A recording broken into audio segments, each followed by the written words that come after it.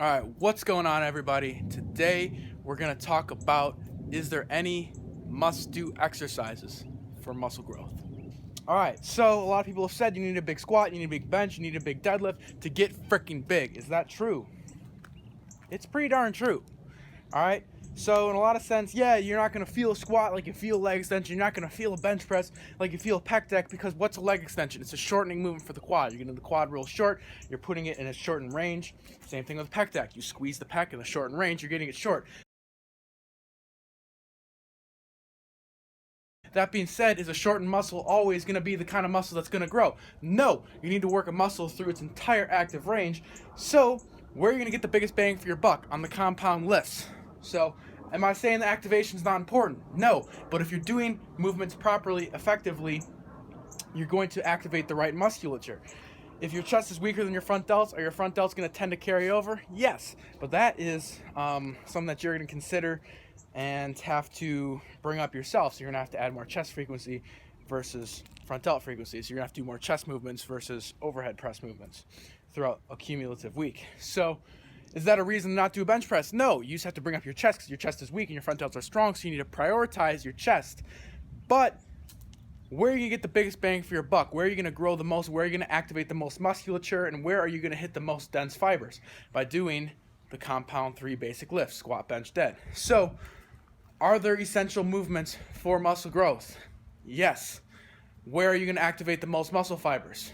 On the compound lifts. So are the compound lifts essential? Do you need to do the compound lifts? You do need to do the compound lifts as long as you biomechanically feel them in a sense. So like I said, you're not going to feel a squat like you feel a leg extension. You're not going to get that real tight sensation. You're not really going to get your quad shortened because it's not a shortening movement, but it is a full activation movement. But some people really don't feel squats in their quads. Some people really don't feel a deadlift in their back. So then you're going to have to optimize the range for you. Then I still am going to require you to do the compound big lifts where you get the biggest bang for your buck and the most activation, but you're going to have to optimize the range. So maybe rack pulls instead of deadlifts, maybe incline bench instead of bench, maybe hack squats instead of squats. So you're just doing a carry off of that main compound movement, but you're substituting it, but you're not eliminating it. We need to keep the biggest movements in with the most activation to get the biggest bang for our buck when training, because essentially, like I said, the compound lifts, the most is activated, thus the most is going to grow by default if trained for and volumes equated for and everything else is on point.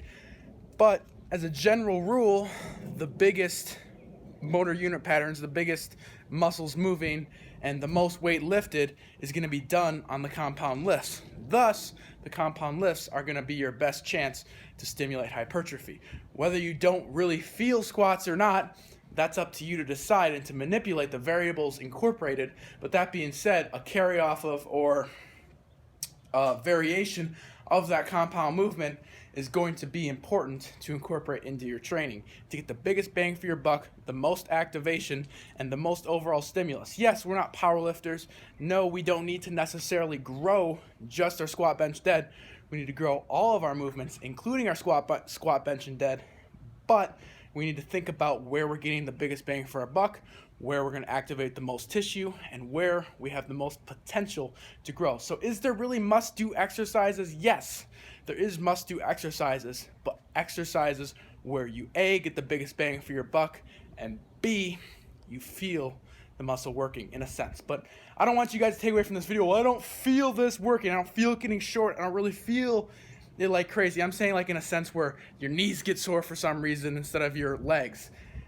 First of all, that's a form issue, most likely, and if every single form check is in place and you still don't feel squats, then maybe we have to think about moving over to hack squat. But chances are, the movements like a compound lift, like a squat, a bench, a dead, yes, you're locked into a certain position with a barbell, but with that being said, you still are moving in a range that your body naturally would move in, versus a pec deck where you're locked into a position like that. Chances are that's not going to be as biomechanically fitting to your body as a compound lift, which your body is naturally meant to do. Squatting you're naturally meant to do to take a shit. right? Deadlifting, you bend over, you pick up. It's natural movements, but if you still don't feel the right muscle fibers working, we need to work on form, and if still everything else is not in place, then we think about a carryover. But we need to think about the most activation, the biggest bang for our buck, and the best places that we can track for progressive overload.